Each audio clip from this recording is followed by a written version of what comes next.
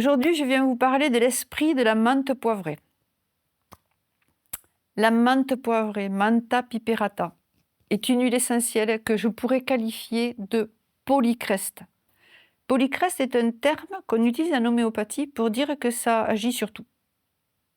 Par exemple, Nux vomica, vous voyez, des souches comme ça. On peut les utiliser au niveau psychisme, au niveau digestif, au niveau ORL. Elles ont des fonctions sur tout. Eh bien, la menthe poivrée, ça pourrait être un polycreste de l'aromathérapie. D'ailleurs, sur ce livre, je me suis vraiment emballée.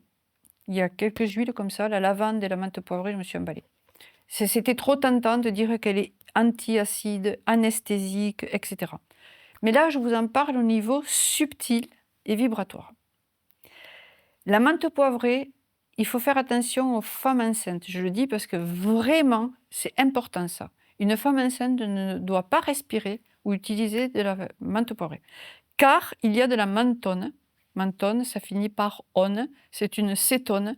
Et les cétones sont possiblement dangereuses chez la femme enceinte. Donc, principe de précaution. Et ensuite, la menthe poivrée, elle contient 80 à 90% de menthol. Et le menthol est un anesthésiant style glaçon. Donc, c'est pour ça qu'elle est froide. Je vais vous la poster cet été. Parce que l'été, là où il y a beaucoup de chaleur, c'est bien d'avoir une huile essentielle qui refroidit.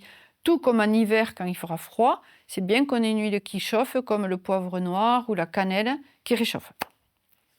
Au niveau subtil, puisque c'est ça qui nous intéresse, moi, c'est ce qui m'intéresse dans ces vidéos que je fais, je parle de l'esprit de la menthe poivrée. J'ai écrit dans ce guide, ça c'est écrit à travers moi aussi, c'est encore autre chose, que c'est l'éclaircissement du mental. Et en fait, j'ai mis par analogie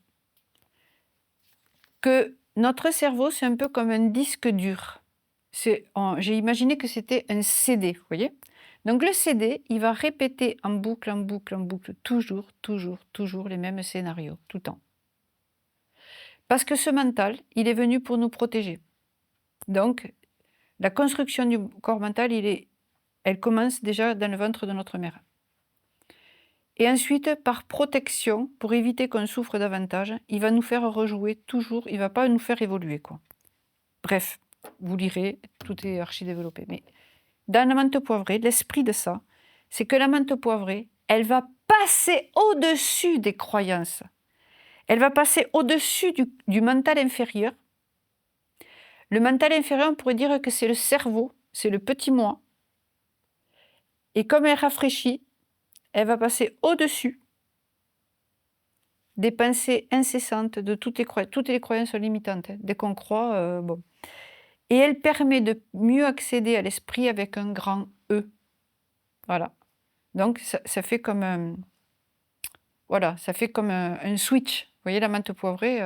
D'ailleurs, il y a un de mes enseignants qui nous disait, si vous voulez faire un rêve un soir, il y a des fois, on aimerait être éclairé, on aimerait être... vous voyez, on aimerait avoir une ouverture intérieure. Voilà. Eh bien, il nous disait, vous ouvrez le flacon, vous faites comme ça. Le peu qu'il y a sur les doigts, vous le mettez sur le front. Le soir au coucher, que ça, hein, parce que si vous mettez plus, ça tombe dans les yeux, ça fait froid. Mais en faisant ça, vous ouvrez le troisième œil, déjà. Vous faites comme un tire-bouchon, vous voyez, qui va déboucher une bouteille. Ça fait ça. Vous vous endormez sur ça. Ça ouvre assez le troisième œil pour vous éclairer pendant votre nuit, pendant la nuit, et vous suggérer des choses qui ne viendraient pas directement à votre conscience. Donc la menthe poivrée, c'est vraiment l'éclaircissement du mental, mais dans le but, dans l'optique d'accéder au grand esprit.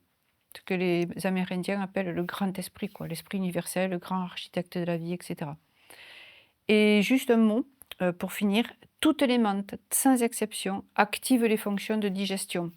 Donc déjà, quand on n'a plus la lourdeur de la digestion, quand le corps physique ne met pas du temps à la digestion, il y a plus de temps à l'esprit. Hein.